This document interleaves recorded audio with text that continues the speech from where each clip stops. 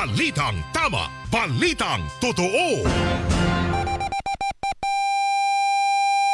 Oras mga kapuso, dito po sa Luzon, Quezon at buong Kapuluan, alas 4:01. Balitang balita sa Double B. Aarangkada na. Mga bago at mahalagang mga balita sa loob at labas ng bansa. Balitang balita sa Double B. Kasama si Manny Vargas.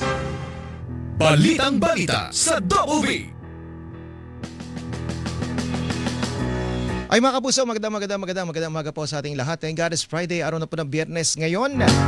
At sa mga kapuso po natin na may lakad, paalala po ha, ngayon po ay pista opisyal. Regular holiday po ngayon. Baka naalimpungatan yung ilan. Akala nila may mga pasok sa tanggapan ng gobyerno. Pero una sa lahat po, Friday kasi kadalasan, di ba Kapatiran Doy, itong buwan na ito ng Abril.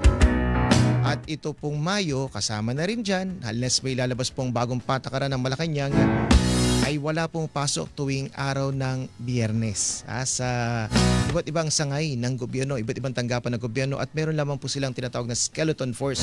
Pero dahil ngayon po ay pista opisyal, regular holiday ngayon, May 1, para po yan sa pagdiriwang ng Labor Day o Araw ng Paggawa. O sa mga kapuso po natin, ito magandang balita. Meron pong libreng sakay na alok ang LRT2 at MRT3 para sa lahat po ng mga manggagawa ngayong araw. Sa abiso po ng MRT3 at ng LRT2, libre ang sakay sa mga tren ng mga manggagawang pasahero mula alas 7 ng umaga hanggang alas 9 ng umaga at mula po alas 5 ng hapon hanggang alas 7 ng gabi. Yan yung mga eksaktong oras ng labasan. Samantala ay kinakailangan lamang po ninyong magpakita ng inyong company ID para naman po makapag-avail ng libreng sakay. Bukod po dyan, suspendido ang pagpapatupad ng expanded number coding scheme ngayong araw na ito. Kaya pa ang plano sa lahat, abay planuhin po ng maigi ang inyo pong mga lakad. Lalo't asahin nyo na baka po mas marami ang mga lumabas ngayong araw para makapamasyal habang medyo mura-mura ng konti ang produktong petrolyo dahil sa susunod na linggo, grabe, nakaamba na namang mas tumaas pa. Ayan na. O teka, marami pa po tayong mga balitang papasadahan ngayon pong araw na ito ng Biyernes mga kapuso, primero sa buwan po ng Mayo. Tara na. Balitang balita sa Double B. Kasama si Manny Vargas. Nanguna po sa ating mga balitaan ngayon pong araw nga ng Biyernes. Ito sa Balitang Balita sa Double B, muli po ito yung lingkod, Manny Vargas. Mahigit 200,000 bakanting trabaho alok ng Department of Labor and Employment ngayong araw ng paggawa o Labor Day. Balitang Balita sa Double B. Mga petisyon para sa aumento sa sahod sa Metro Manila umabot na sa 16 ayon sa Department of Labor and Employment. Aabot naman sa mahigit 25,000 manggagawa. Mula sa iba't ibang sektor, inaasang lalahok sa malawakang kilis protesta ngayong araw. Balitang Balita sa Double B. Halaga na nakaambang dagdag presyo sa diesel at gasolina sa susunod na linggo. Lalo pang lumaki, batay po yan sa pagtaya ng isang oil industry source. Balitang Balita sa Double B. Inflation rate o bilis ng pagmahal ng serbisyo at bilihin ngayong buwan ng Abril, posibleng umabot sa pagitan ng 5.6% hanggang 6.4%. Ayon po yan sa Bangko Sentral ng Pilipinas. Balitang Balita sa Double B. Presyo naman ng bigas, posibleng umabot pa ng mas mataas sa 62 pesos kada kilo sa Setyembre kung hindi masusolusyonan ng mataas na presyo ng pataba ayon sa isang samahan ng magsasaka. Balitang Balita sa Double B.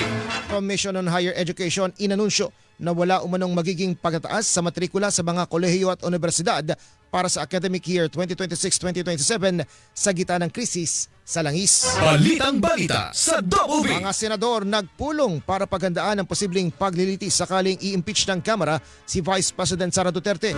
VP Duterte dadalo sakaling umabot sa paglilitis sa Senado ang mga reklamong impeachment laban sa kanya. Balitang Balita sa Double B. Dating TV host na si Jay Sonsa inaresto ng NBI dahil sa umano'y mga panirang post kaugnay ng lagay ng kalusugan ni Pangulong Bongbong Marcos. Balitang Balita sa Double B. Ang daang pamilya naapektuhan ng magkakasunod na sunog na sumiklab sa iba't ibang lugar sa Metro Manila kahapon. Balitang Balita sa Double B. Kasama si Manny Vargas. Bantay Panahon!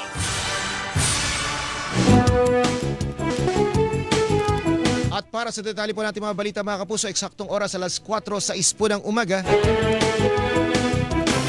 Dating bantay panahon, 11 lugar sa bansa ang posibleng makaranas ng danger level na heat index o damang init ngayong araw na ito.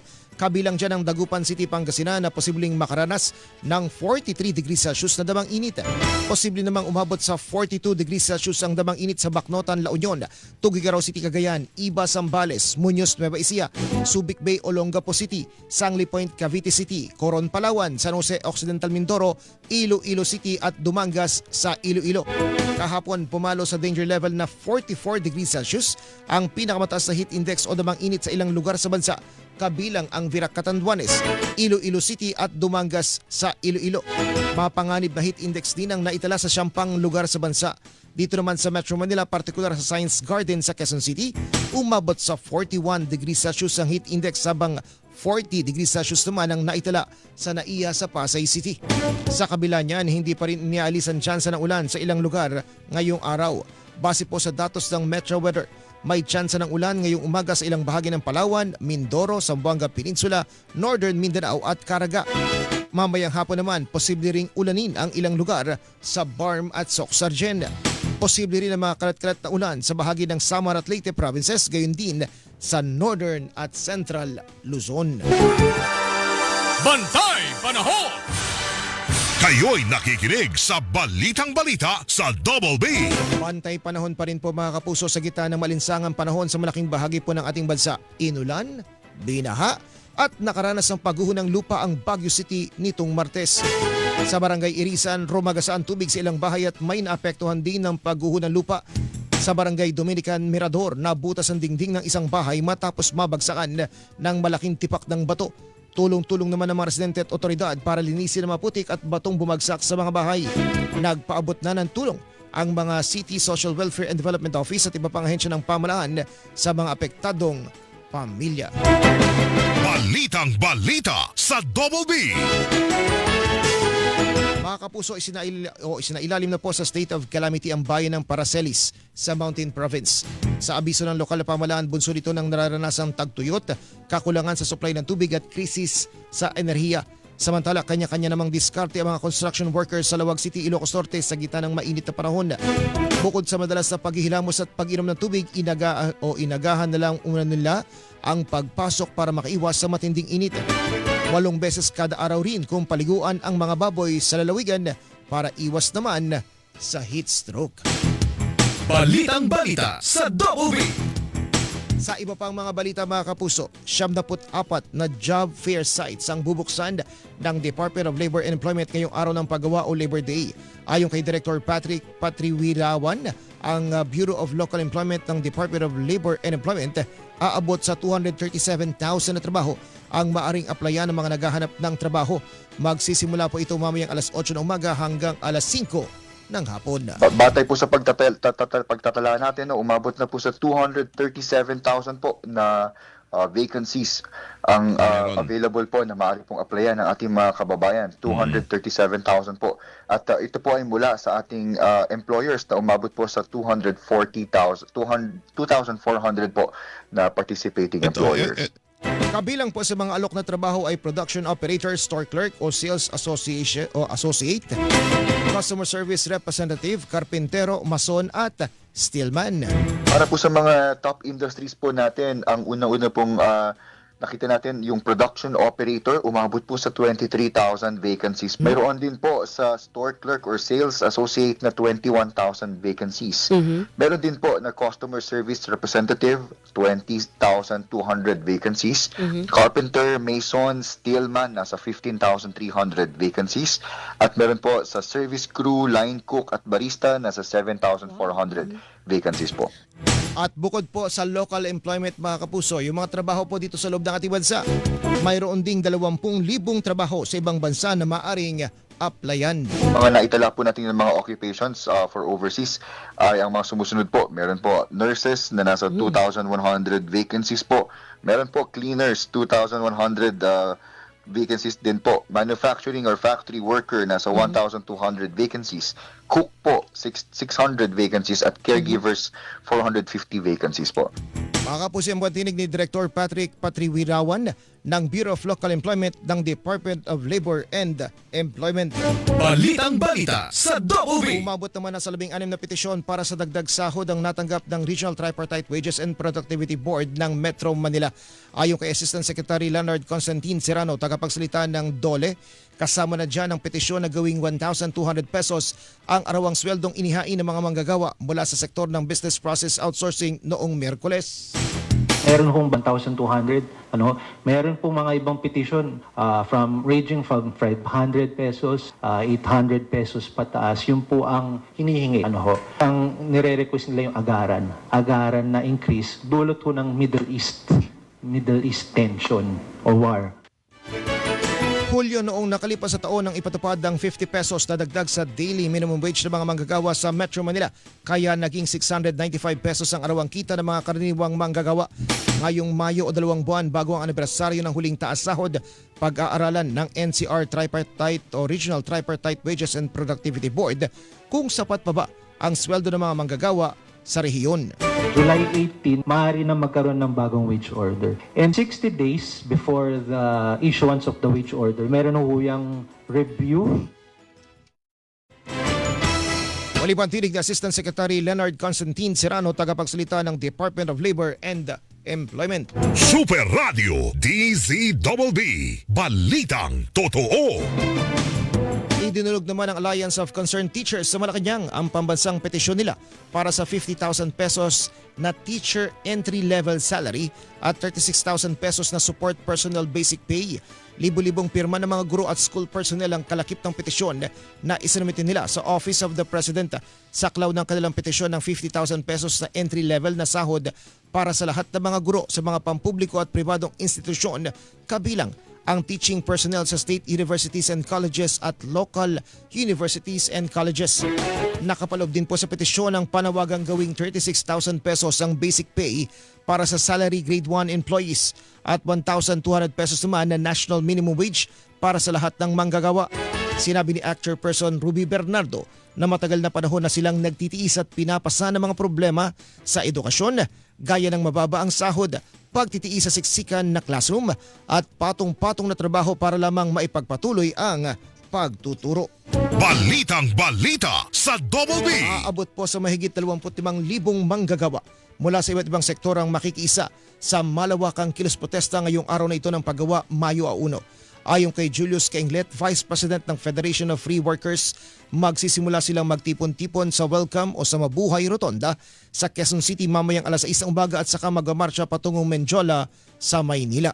Pagsapit po ng alas 7, alas 6:30 ay nakahanay na po kami sa kahabaan ng Espanya mula po sa bago mag-Forbes, bago po mag-Lacson. Mukhang sa plano po namin 25,000 na magmamarcha bukas ay kulang pa yung kahabaan ng Espanya. Balak po namin magkasama-sama patungong Menjola. Nakipag-ugnayan umano sila sa mga otoridad kaya wala silang nakikita na magiging hadlang sa kanilang isasagawang kilos protesta. At minarapat na rin po namin makapag-ugnayan sa pulis at mabuti po nakausap ang mga labor groups ng MPD.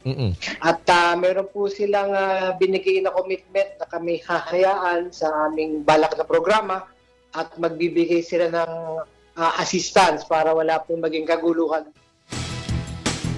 At muli rin pong iginit ng grupo na kulang ang 200 pisong aumento sa arawang minimum na sahod ng mga magagawa sa gitna na rin ng mataas na presyo ng bilihin.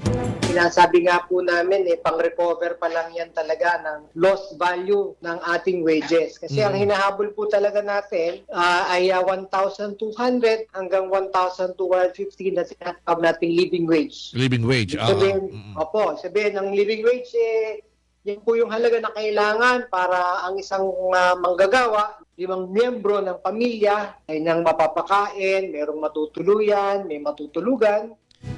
Muli pa ang tinig ni Julius Cainglet, Vice President ng Federation of Free Workers.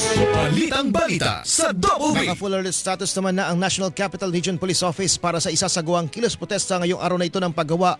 Ayon kay Police Major Hazel Asilo, tagapagsalita ng NCRPO, magpapakalat sila na mahigit 14,000 pulis simula mamayang alas 6 ng umaga. At kasama na dyan ang nasa 2,000 puwersa mula sa Region 3 at Region 4A. Ang atin pong nasa 14,166 na personnel ay i-deploy po natin sa buong Metro Manila para tiyakin ang seguridad sa lahat ng mga lugar na may concern. Kasama po dito yung ating CDM, yung ating mga anti-criminality, yung ating syempre yung ating mga traffic management officers, ang ating emergency response teams, at ganun din po yung ating reactionary standby support force kung kinakailangan pong dagdagan yung ating mga nakadeploy na mga personnel. Ayon pa kay Asilo, tanging ang mga magkikilos protesta sa bahagi ng Marikina City ang nakakuha ng permit mula sa lokal na pamahalaan. Mayroon umanong ibang grupo na humiling ng permit ngunit hindi pinagbigyan ng lokal na gobyerno. Meron po tayong mga nakadeploy din po na negotiating teams, yung ating mga ground commanders na sila po yung kakausap dito po sa mga organizers nitong mga magpaplano at mga magtitipon-tipon dahil nga po wala po silang mga permit. Bibigyan naman po sila ng pagkakataon na makapagprograma. Yun nga lang po yung pagsiset up ng stage, sound system at iba pang kinakailangan nila para sa mas matagalang programa ay hindi po i-allow dahil nga po wala po silang makaukulang permit. At nagpaalala rin po ang NCRPO kaugnay sa mga lugar na bawal o kaya ay hindi pinapahintulutan na magsagawa ng kilos protesta. Yung ating po mga kalsada ay hindi po hinahayaan na magkaroon ng mga pagtitipon, lalo na po dyan sa area ng Menjola dahil yan po ay off limits po sa mga magrarally. Ganon din po yung ating isa po sa laging pinupuntahan ay ang ating US Embassy. Isa po yan sa babantayan po ng ating mga pulis. Muli pantinig ni Police Major Hazel Asilo, tagapagsalita ng NCRPO. Balitang balita sa Double B. Lalo pang tumaas ang nakaambang dagdag presyo sa diesel at gasolina sa susunod na linggo sa pagtaya ng isang source mula po sa industriya ng langis. Batay sa bentahan sa Mint of Platts sa Singapore, sa nakalipas na 3 araw mahigit 4 pesos ang inaasahang taas presyo sa kada litro ng diesel, habang mahigit 3 piso naman ang posibleng dagdag presyo sa bawat litro ng gasolina. Bunsod umano ito ng pagtaas ng presyo ng langis sa world market dahil sa epekto sa supply ng patuloy na pagsara ng Strait of Hormuz, lumalalang tensyon pa rin sa gitnang silangan at ang bumababang US crude inventory. Balitang balita sa Double B. Nakipag-ugnayan naman ang Department of Energy sa Philippine National Oil Company upang makapagbigay ng mas murang gasolina sa mga planta ng kuryente at maiwasan ang posibleng rotational brownout sa mga off-grid area. Yan ang sinabi ni Energy Secretary Sharon Garin kasunod ng pahayag ng National Power Corporation na posibleng magkaroon ng power interruption sa ilang malalayong lugar dulot ng patuloy na pagtaas sa presyo ng diesel at pagkakaantala ng fuel subsidies. Sinabi ni Garin na pinayuhan din ang kagawaran ng NAPOCOR na suriin ang mga planta ng kuryente na kulang sa supply ng diesel. Dagdag pa ni Garin, posibleng hindi magkaroon ng rotational brownout sa Metro Manila ng dahil sa kakulangan ng petrolyo. Giit niya, kung mangyari man ito, posibleng dahil ito sa maintenance ng planta o sa mga isyong teknikal. Super Radio DZBB. Balitang totoo. Issue pa rin po ng produktong petrolyo, mga kapuso. Ito raw pong lalaking sangkot sa paihi ng gasolina sa lalawigan ng Aklan. Abay, arestado ng mga otoridad. Alamin natin kung sino nakahuli at paano siya nahuli sa pag-uulat ni Mark Makalalad. Markado, magandang umaga. Hello, Wagamani. Huli ng mga operatiba ng Philippine National Police Maritime Group ang isang lalaki matapos mahulihan na aktual na pagpapaihi ng gasolina sa bayan ng New Washington sa Aklan. Ayon sa Maritime Group, sinagawa ang operasyon matapos makatanggap ng impormasyon hinggil sa illegal na aktibidad sa lugar. Nahuli sa akto ng mga responding otoridad ang ginagawang paihi ng suspect mula sa fuel tanker patungo sa ilang mga container gamit ang improvised hose. Na-recover sa presyo ng fuel truck na natayang 300 liter ng gasolina at iba't ibang kagamitan sa paihi. Babala naman ng Maritime Group, mahigpit na pinagbabawal ng pagsasali ng gasolina nang walang kaukulang permit. Gito na hindi nila kukonsit ng mga aktibidad na may kinalaman sa produktong kritikal tulad na lamang ng petrolyo. Sa panahon na ngayon, mahalaga ang maayos at legal na distribusyon nito, kaya patuloy lang paigtingin ang mga operasyon upang protektahan ang publiko. Ako si Mark Makalalad ng GMA, Super Radio, DZBB, Balitang Totoo. Kayo'y nakikinig sa Balitang Balita sa Double B. Maraming salamat sa iyo, Markado. Samantala, Bantay Panahon!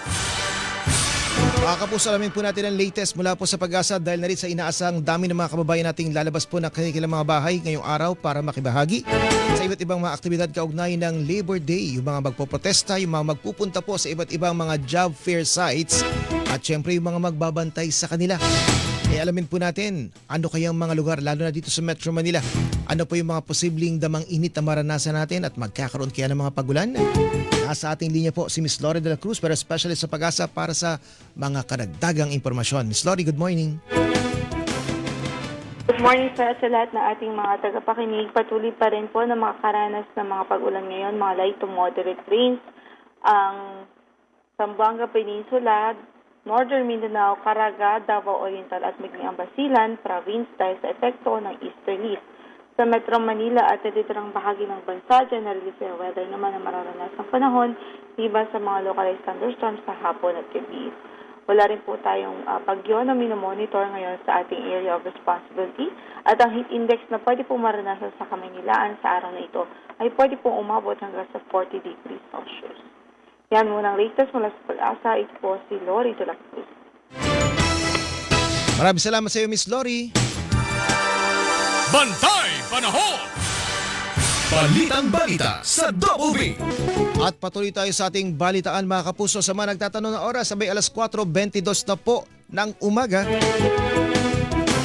Pinagpapaliwanag ng LTFRB o Land Transportation Franchising and Regulatory Board ang operator at driver ng pampaserong bus na hindi nagbigay ng diskwento kahit kasama ito sa service contracting program. Ayon kay LTFRB Chairman Vigor Mendoza II, binigyan na ng show-cause order ang SEM Trans Services Incorporated matapos i-post sa social media ng isang netizen na hindi nagbigay ng diskwento ang konduktor na biyaheng Alabang patungong Ayala.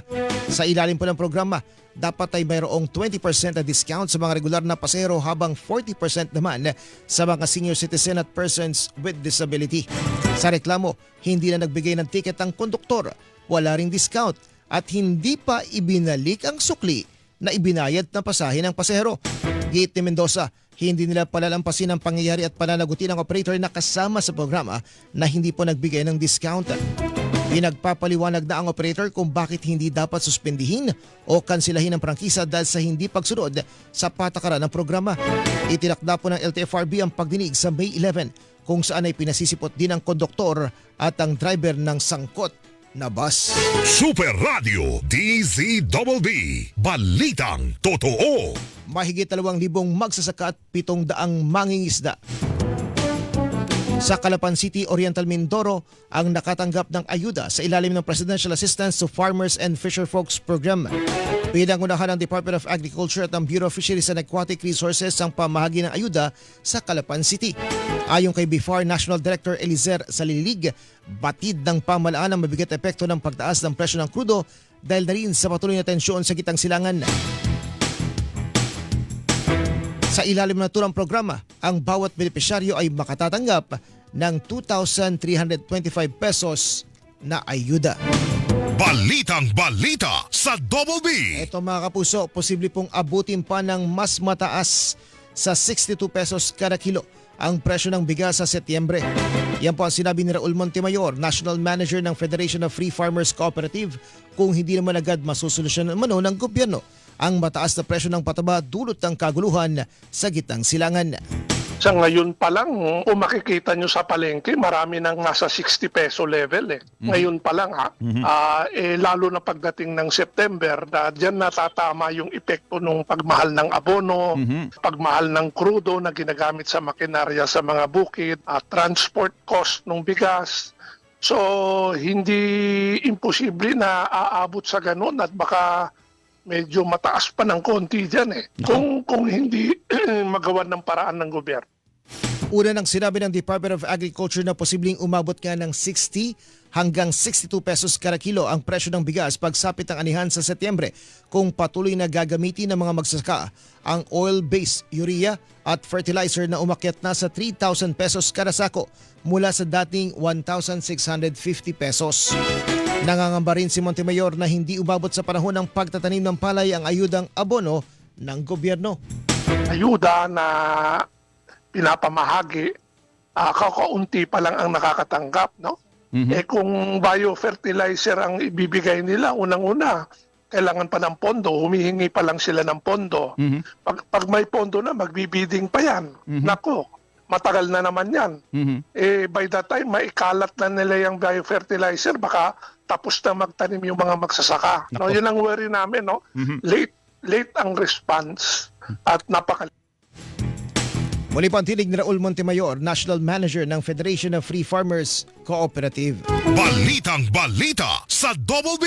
Inanunsyo naman ng Commission on Higher Education o CHED na walang magiging pagtaas sa tuition fee o matrikula sa mga kolehiyo at universidad para sa academic year 2026-2027.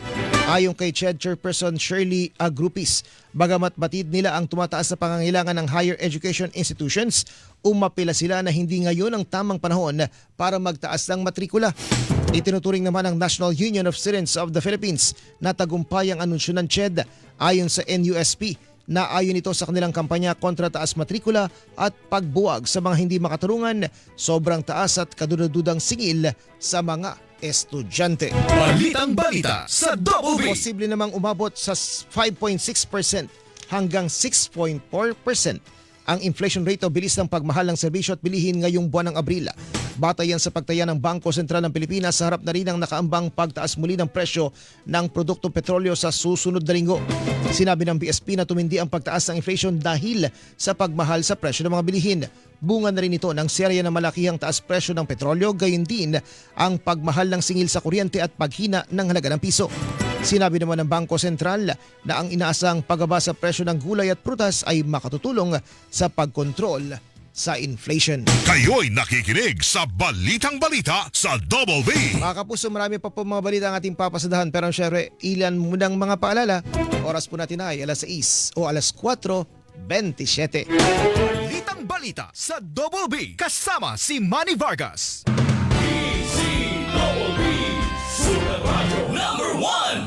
Super Radio DZBB. Balitang totoo. Mercury Drug, gising 24 oras sa mga piling lugar. Mercury Drug, tumutulong para sa kalusugan ng bayan. Para sa iba pang impormasyon ng kanilang serbisyo, bisitahin ang website www.mercurydrug.com. Nangunguna sa Mega Manila ang GMA Radio sa buwan ng Marso ayon sa AGB Nielsen Media Research. Number 1 sa AM station ang Super Radio DZBB 594 na nakakuha ng 56.3% audience share. Number 1 sa FM station ang Barangay LS 97.1 na nakakuha ng 54.9% audience share. Damang-daman namin ang init ng inyong pagmamahal, mga kapuso at kabarangay. Maraming salamat po dahil kami pa rin ang numero 1 sa inyong puso. Super Radio DZBB at Barangay LS 97.1 GMA Radio number 1.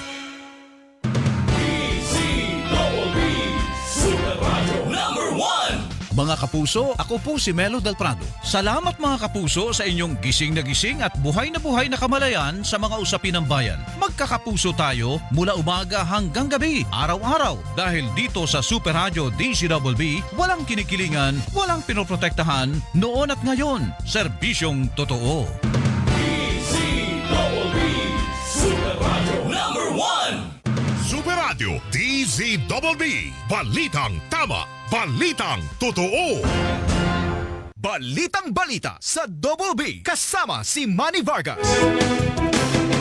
Balik tayo sa ating balitaan mga kapuso, alas 4:29 po ng umaga. Balita muna sa labas ng bansa. Sugatan ng 2 lalaki matapos sa pagsasaksakin ng isa pang lalaki sa bahagi po ng London sa United Kingdom. Ayon sa pulisya, parehong Hudyo ang 2 biktima. Itinuturing po ng pulisya na terorismo ang pag-atake. Iniimbestigahan na ito at inaalam kung target ng krimen ang komunidad ng mga Hudyo. Balitang balita sa Double B. Ipat naman po tayo sa mga lalawigan mga kapuso. Sinibak sa pwesto ang 11 opisyal ng Pangasinan Police dahil sa kanilang tinatawag na lapses o kapabayaan sa pagbabantay sa kanilang lugar. Ito ay matapos ang operasyon ng NBI sa iba't ibang lugar sa Pangasinan kamakailan na nagresulta sa pagkakaresto ng mahigit 170 individual. Ayon kay PNP spokesperson Police Brigadier General Randolph Tuanyo, epektibo ang relief order sa mga opisyal nitong April 27. Kasama sa tinanggal sa pwesto ang direktor ng Pangasinan Police Provincial Office at ang mga hepe ng pulisya sa ilang mga bayan. Kasalukuyan silang nasa Personnel Holding and Accounting Unit sa Campo Crame. May kinakaharap na rin umano sila ngayon na kasong administratibo. Nabatid na sa nangyaring raid ng NBI, pinakamaraming nahuli sa lungsod ng San Carlos na may nadakip na 49 na wedding financiers at operators. Super Radio DZBB. Balitang totoo. Sa lalawigan pa rin po, tumaob ang isang cargo vessel sa katubigang sakop ng Barangay Corregidor sa bayan ng Dapa sa Surigao del Norte kahapon. Batay po sa inisyal na investigasyon ng Philippine Coast Guard, galing Claver, Surigao del Norte ang cargo vessel nang tumaob ito at mahati sa dalawa. Dulot ng masamang lagay ng panahon. Nasagip naman ng mga tauhan ng Coast Guard ang 32 tripulanteng sakay nito. Nagpapatuloy pa ang assessment ng Coast Guard Response Team sa nasabing barko. Minomonitor din ang posibleng epekto nito sa katubigan, partikular na sa pagtagas ng langis. Balitang balita sa Double B. Sa iba pang mga balita mga kapuso, sa oras ating alas 4:31 ng umaga, nagpulong na ang mga senador para paghandaan ang posibleng paglilitis sakaling i-impeach ng Kamara si Vice President Sara Duterte. Ayon kay Senate President Vicente Sora III, agad na i-convene ang impeachment court kapag natanggap na nila ang articles of impeachment mula sa Kamara.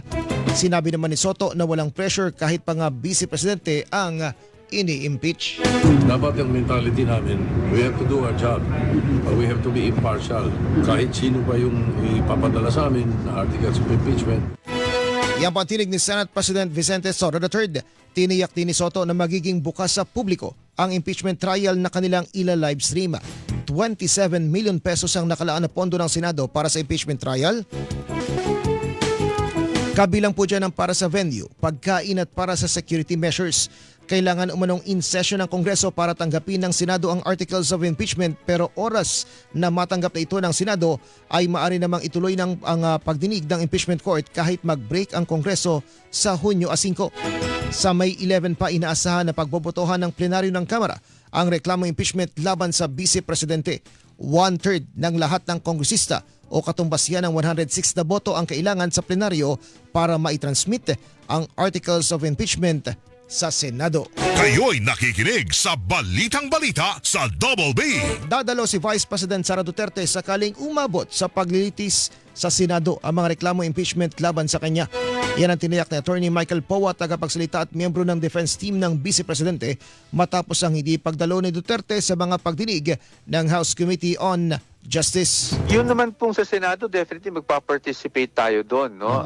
Kaya talagang trial yun eh. So the defense team will be there, of course the prosecutors will be there. Yung mismong presence ng Vice President, of course it will depend on what the incident is for that trial date, no? Kung kinakailangan na nandun siya. Pero ayon kay Attorney Powa, maaari pa rin silang dumulog sa Korte Suprema kung may makita silang proseso sa Senado na hindi naaayon sa saligang batas. Kaugnay naman sa sinabi ng NBI na may tuturing na inciting to sedition at grave threats ang mga naging pahayag noon ng Vice Presidente laban kay Pangulong Bongbong Marcos. Kay First Lady Lisa Araneta Marcos at dating House Speaker Martin Romualdez, sinabi ng abogado ng Vice na si Attorney Paul Lawrence Lim na nakita sa pagdinig ang kakulangan ng akusasyon laban kay Duterte. Pili lang din umano ang mga ebidensyang ipinakita at splice lang din umano ang video. Hindi rin umano yan maaring maging basihan sa pagkasabing may probable cause at lalong hindi para sabihin na may prima facie case laban kay Duterte na mayroong reasonable certainty of conviction. Sinagot naman niya ni House Committee on Justice Chairperson Representative Jervil Luistro. Sana present nila sa Justice Committee, no? Problem is they're pronouncing this only to media and we cannot appreciate those pronouncements if not made during the forum before the Justice Committee. Ang tinig po ni House Committee on Justice Representative o Justice Chair Representative Jervil Luistro. Kayo'y nakikinig sa Balitang Balita sa Double B. At kaugnay nga po niyan, pinabulaanan ni Batangas Representative Jervil Luistro ang paratang na may namilit sa mga miyembro ng komite para bumotong pabor sa pagdedeklarang may probable cause o batayan ang impeachment complaint laban kay Vice President Sara Duterte. Yan ay kasunod na rin ang alegasyon ni Davao City Representative Paulo Duterte na mayroon umanong tumatawag sa mga chief of staff na mga kongresista at nagbabantang aalisan sila ng pondo kung hindi papabor sa impeachment laban sa kanyang kapatid na si Vice President Sara Duterte. Paglilinaw ni Luistro, walang tumawag sa kanya o kahit sa kanyang chief of staff, gayon din sa iba pang mga miyembro ng komite. Binigyan din ni Luistro na walang pinapanigan ng Justice Committee na umaksyon lamang batay sa mandato nito sa ilalim ng konstitusyon. Giit pa ni Luistro nagpasya sila base sa mga ebidensyang lumitaw sa impeachment proceedings at hindi dahil sa impluwensya ng sinuman. Balitang balita sa Double B. Itinakda na po ng International Criminal Court sa Mayo 27 ang unang status conference kaugnay ng mga kasong kinakaharap ni dating Pangulong Rodrigo Duterte. Sa 5 pahinang kautusan ng chamber na pirmado ng 3 hukom, pinagsusumiti ang mga kalahok na partido ng kanilang pahayag ukol sa kaso hanggang Mayo 15. Tatalakayin dito ang posibleng petsa ng pagsisimula ng paglilitis, inaasang ebidensya at tinatayang bilang ng mga saksi, mga wikang gagamitin sa hukuman at mga hakbang na proteksyon para sa mga saksi. Gayun din ang mga mosyon na kinakailangang resolbahin bago naman ang paglilitis at mga posibleng aplikasyon ng mga biktima upang makilahok sa mga pagdinig. Hindi naman matiyak ng ICC kung ilang status conference ang kakailanganin bago magsimula ang aktwal na paglilitis. Pero bago yan, una na ring humiling ng pahintulot ang defense team ng dating Pangulo na iapila ang pagkumpirma ng ICC Pre-Trial Chamber 1 sa lahat ng mga asunto laban sa kanya. Giit ng kampo ng dating Pangulo, hindi malinaw ang saklaw ng mga kaso at nakukulangan sila sa ginawang paliwanag sa mga iniharap na ebidensya. Super Radio DZBB Balitang Totoo. Naging matipid naman umano sa ibang detalye ang chargé d'affaires ng Czech Republic maliban sa kumpirmasyong naditine sa Prague si dating Congressman Zaldico. Yan ay matapos itong tanungin ng Pangulong Bongbong Marcos sa kanilang pulong kasama na ang ambassador ng France. Hindi na po napagbigyan ang Pangulo dahil sa may sinusunod ang Czech Republic na international law, European and national laws. At sabi po niya kung pwede nga po na makahingi pa ng tulong mismo sa gobyerno ng Czech Republic, pero ang tugon lamang po nila ay makikipagtulungan sila ng naaayon sa kanilang batas. Tinanong din umano ng Pangulo ang ambassador ng France na sa impormasyon na nakuha ng Department of Foreign Affairs na doon naghain ng asylum petition si Ko. Tinanong kasi ng Pangulo kay French Ambassador kung bakit ni-request ng bansang France yung pag-release ni Zaldico from Czech Republic. Pero ang tugon lang ni French Ambassador ay hindi siya makakapagbigay ng anumang impormasyon. At sa kanilang pulong, ipinarating umano ng Pangulo sa mga kinatawan ng dalawang bansa ang pagkadismaya sa tinawag niyang unsatisfactory na resulta ng paghabol kay Ko. Pero nauunawa naman umano ng Pangulo na kailangang respetuhin ang batas ng dalawang bansa. Kasabay niya ng paghingi ng kooperasyon ng kanilang mga pamahalaan at pag-iit na dapat mapabalik ng Pilipinas si Ko. Naintindihan po ni French Ambassador at sabi niya po na naiintindihan niya at alam niya na pugante, fugitive, itong si Mr. Zaldico at kinakailangan may harapin na accountability. But as far as she is concerned, sinabi po niya na wala siyang maibibigay na impormasyon hanggat hindi siya authorized to say something about that. Muli po ang tinig ni Palace Press Officer Undersecretary Claire Castro. Kayo'y nakikinig sa Balitang Balita sa Double B. Inaresto naman ang matauhan ng NBI ang dating TV host na si Jay Sonsa. Kasunod niya ng inilabas na warrant of arrest ng Pasay City Regional Trial Court para sa kasong cyber libel dahil sa umunay pagpapakalat ni Sonsa ng mga peking medical record kaugnay ng kalusugan ni Pangulong Bongbong Marcos. Ayon kay NBI Director Attorney Melvin Matipag, non-bailable o walang piyansa ang kaso laban kay Sonsa. Sinabi naman ni Sonsa na handa siyang tumalima sa proseso. Pero kinwestiyon ng kanyang abogado na si Attorney Mark Tolentino ang pagkakadakip sa kanyang kliyente. Inaasahan na kasi umano nila ang warrant para sa kasong cyber libel pero hindi para sa unlawful publication na anyay isang very minimal offense at ang ganitong kaso ay hindi dapat ituring na non-bailable offense. Kinwestiyon din nila ang isinampang kaso ng NBI na anilay walang personal na kaalaman sa nagawa umunong paglabag dahil sa ang NBI ay hindi naman direktang biktima ng controversial na publication bagamat may kapangyarihan nitong magsiyasat. Ngayong araw, inaasahang magre-return of warrant ang NBI sa korte. Pero kung sarado ito dahil holiday, posibleng ilipat sa NBI detention facility si Sonsa mula sa NBI headquarters kung saan siya nagpalipas ng magdamag. Balitang Balita sa Double B.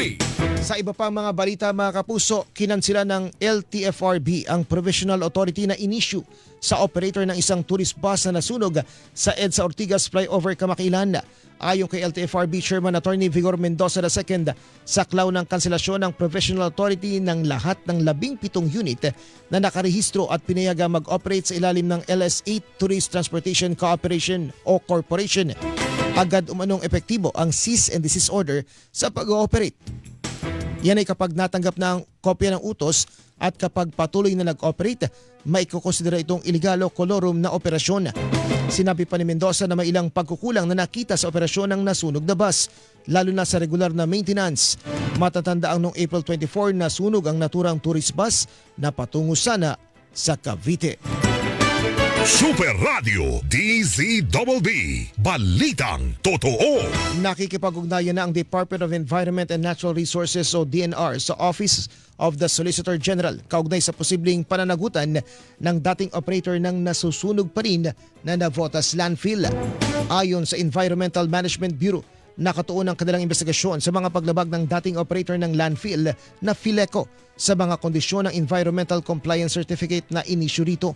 Kabilang dyan ang hindi umano pagkumpleto sa panuntunan sa tamang pagsasara at rehabilitasyon sa landfill. Hinihingan pa ng GMA News ng bagong pahayagang Fileco hinggil dito, pero nauna na nilang sinabi na hindi nila natapos ang pagsasara at rehabilitasyon dahil pinapaalis umano sila sa lugar. Balitang balita sa Double B. Issue pa rin po ng sunog mga kapuso. Magkakasunog na sunog ang sumiklab sa iba't ibang lugar sa Metro Manila kahapon. Sa Payatas, Quezon City, 50 pamilya ang naapektuhan ng sunog na sumiklab pasado 1:00 ng hapon. Ilang residente ang bahagyang nasugatan matapos na subukang isalba ang kanilang mga gamit. Una rito, nasa 71 pamilya naman ang nawala ng tirahan kasunod ng sunog sa Nia Road sa Barangay Pinyahan dito pa rin sa Quezon City kahapon ng madaling araw.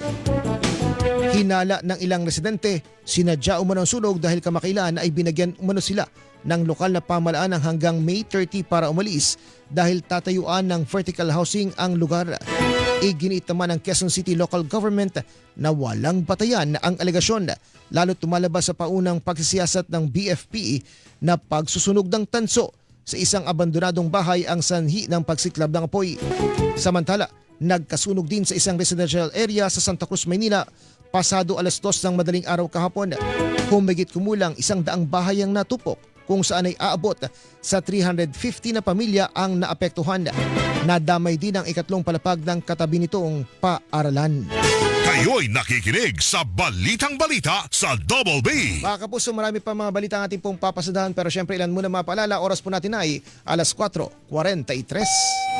Balitang Balita sa Double B kasama si Manny Vargas. DZBB Super Radio Number 1. DZBB Balitang Totoo.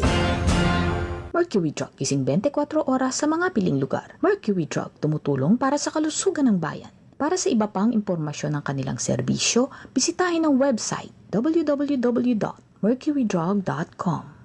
Sa ika-8 pagkakataon, kinilala ang Super Radio DZBB bilang AM Radio Station of the Year sa Platinum Stallion Media Awards ng Trinity University of Asia. Muling pagkilala ito sa mahalagang papel ng Super Radio DZBB sa pagbibigay ng tama at napapanahong impormasyon sa publiko. Sa mga estudyante, alumni at mga guro ng Trinity University of Asia, maraming salamat po sa karangalang ito.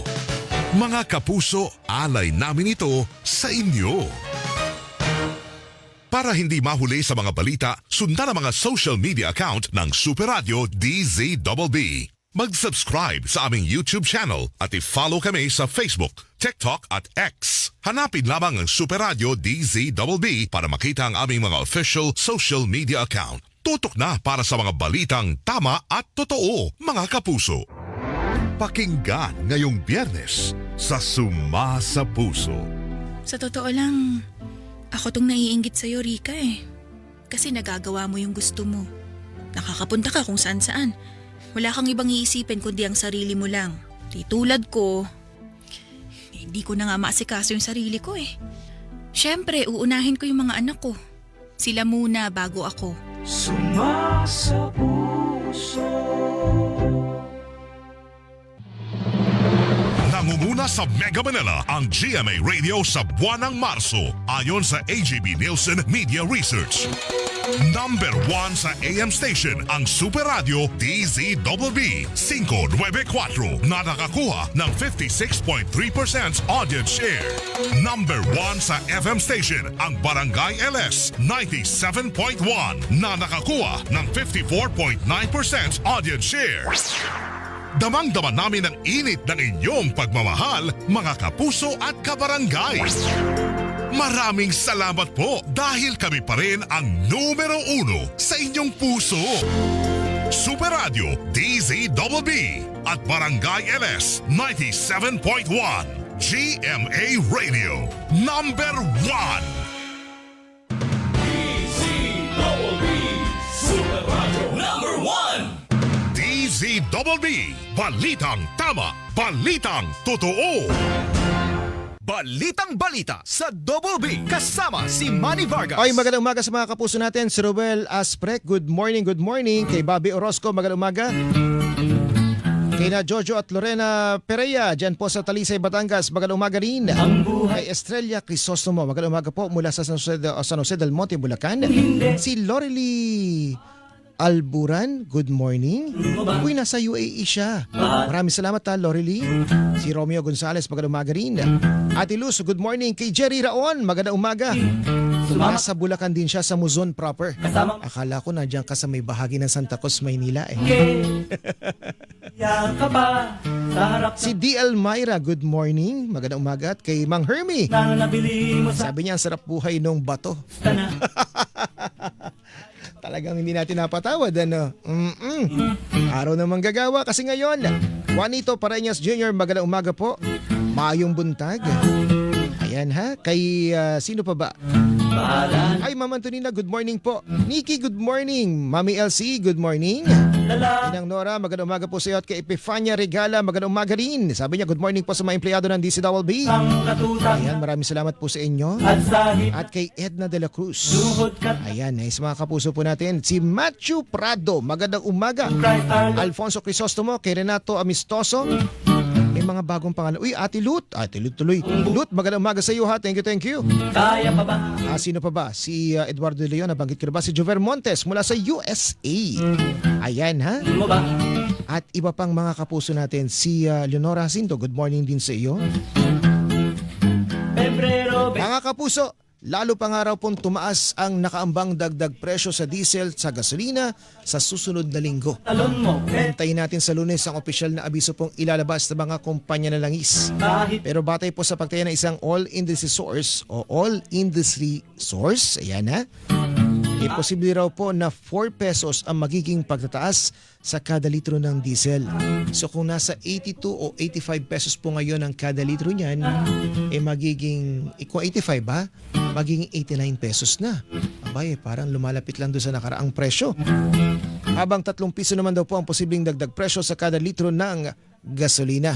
Aray ko mga kapuso. Tapos idagdag natin dyan yung napakamura. Napakamurang singil sa kuryente. Ayan. Ayon po mga kapuso, kay Senador Rodante Marcoleta, mararamdaman daw po ang lahat ng pagbaba ng presyo ng kuryente kung tuluyang aalisin ang value-added tax sa kuryente.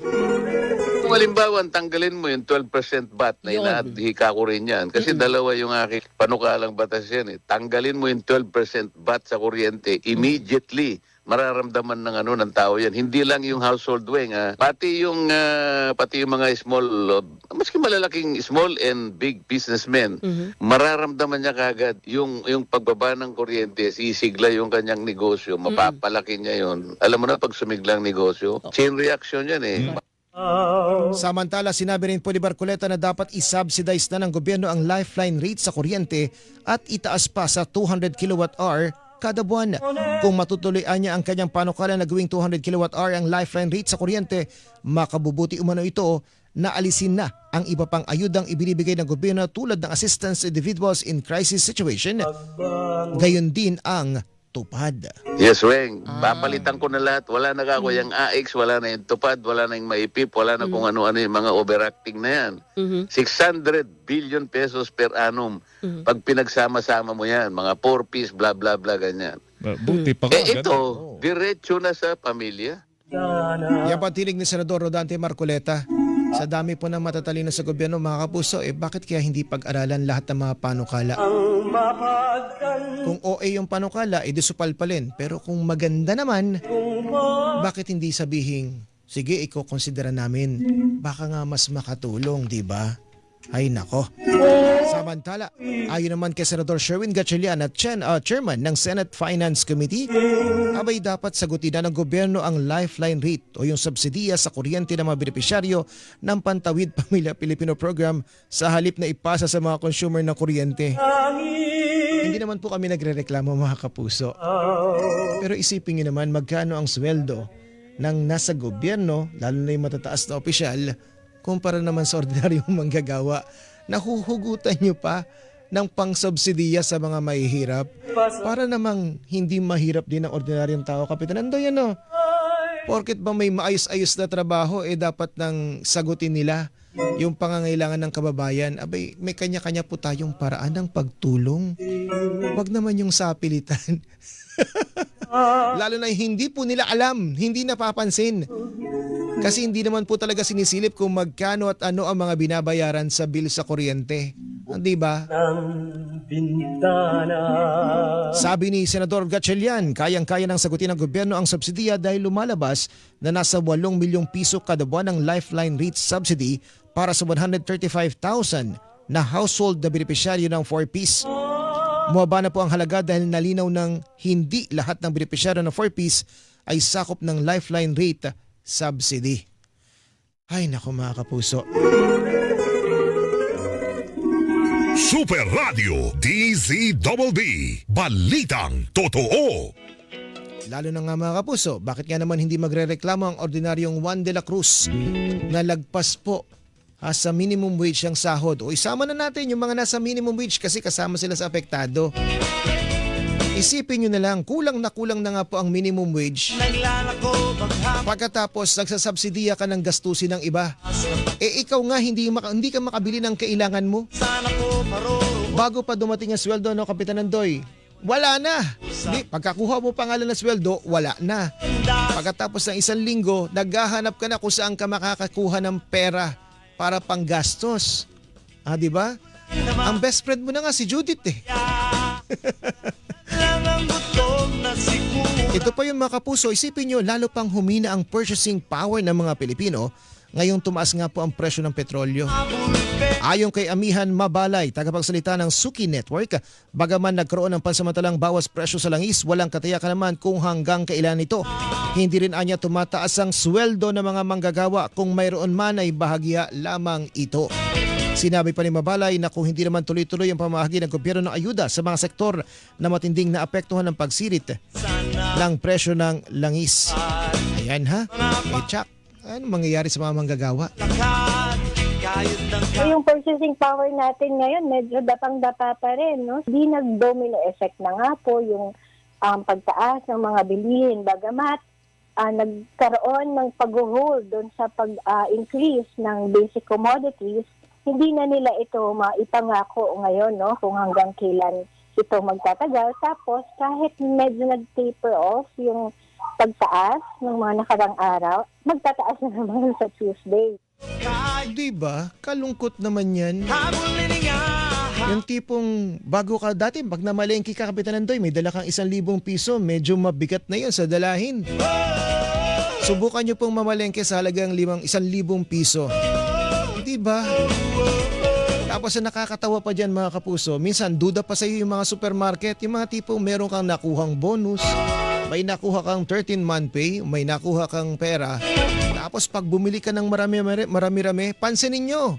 Pag pumunta po kayo na supermarket, tapos marami-rami yung laman ng inyong cart, meron ng umaaligid na gwardya. Parang pati sila ayaw maniwala na kaya mong bumili ng marami. Dahil nga naman sa mahina na ang halaga ng piso. Akalain mong yan. Magkano na? 61 pesos? Mahigit? Kada $1. Rika Sasi, magandang umaga. Hey Raf, magandang umaga ha. Ingat-ingat lagi. Sheroke, magandang umaga kay Silvino Baigan.